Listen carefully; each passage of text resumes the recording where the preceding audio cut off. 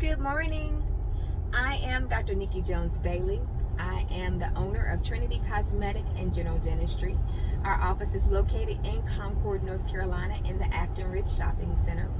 As you know, our office is known for our technology. We're known for our skill and education, and we're also known for our focus on oral health as well as whole body health.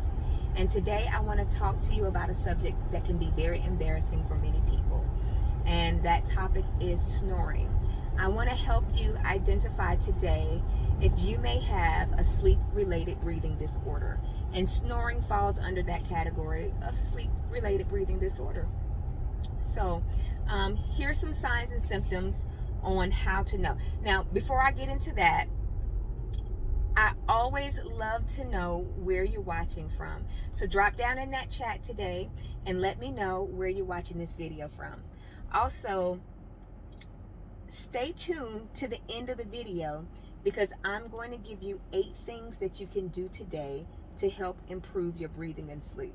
So this is all related with snoring, breathing, and sleep, and I want to give you 8 things that you can do, you can start doing today to improve that.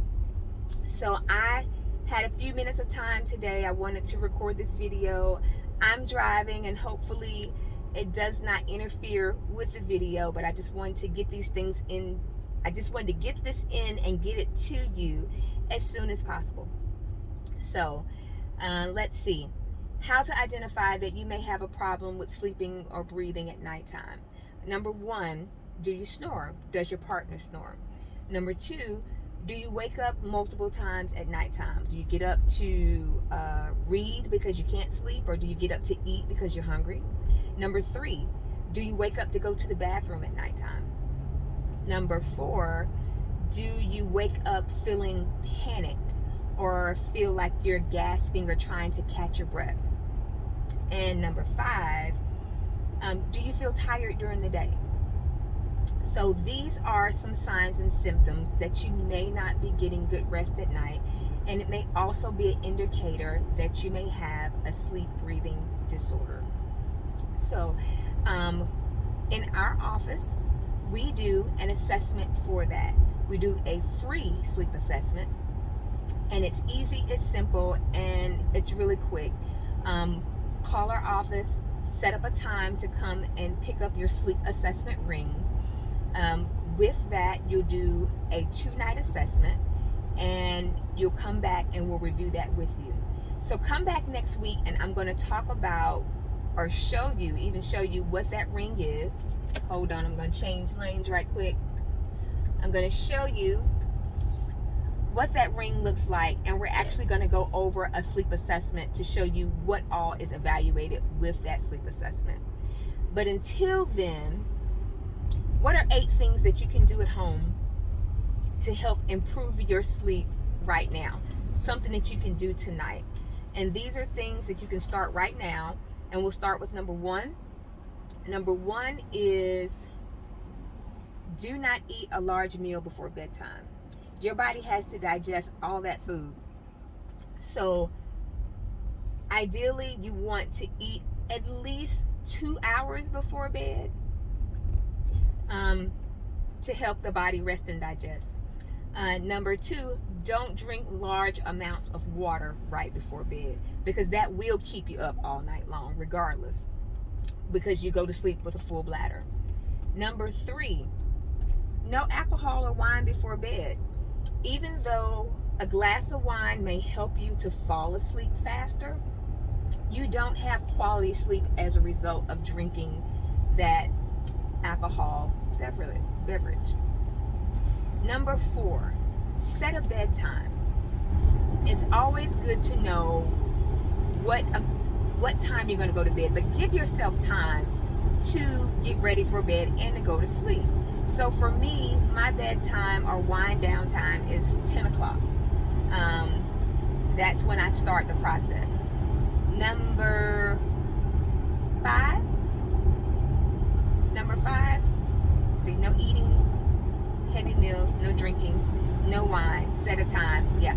Number 5, wind down. Start to turn off those appliances, turn that TV off, and let go of everything on the outside. Stop thinking about everything you have to do for the next day and start to focus on resting and getting your sleep. Number 6, take a shower or a bath.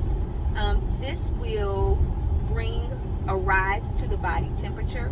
It will also help you relax, start that relaxation process. Number 7 is after you get out of the shower or the bathtub, then you're going to turn the thermostat down and come into a cool environment. So what that cool environment is, it depends on you. For me and my husband, 74 is the magic number.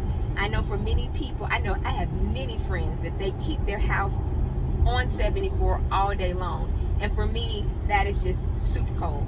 So I would say whatever temperature works for you. For me, it's 74. For you, it may be 70. For others, it might be 68. Just get a cooler climate. Bring your body temperature down. Get nestled up under those covers, and you'll start to feel that better sleep, because your body temperature is naturally gonna rise while you're sleeping. So when you get hot in the middle of the night, that can disrupt your sleep. So turn that thermostat down. And then lastly, number 8 is block outside light. So anything that's coming in through the windows, any excessive light, sometimes that TV left on is excessive light. Sometimes with our blinds or shades in the corners, is still a lot of light coming on, especially if there's just a lot of light on your house or your apartment coming in. So find ways where you can block that out, whether it be like a block out curtain, something you can put up against your window to block out the excessive light. And so these are 8 things that you can do to get to better sleep already. So remember, next week I'm going to come back. We're going to continue the conversation about sleep. And until then, have a fantastic day. And I'll be seeing you soon. All right. Bye-bye.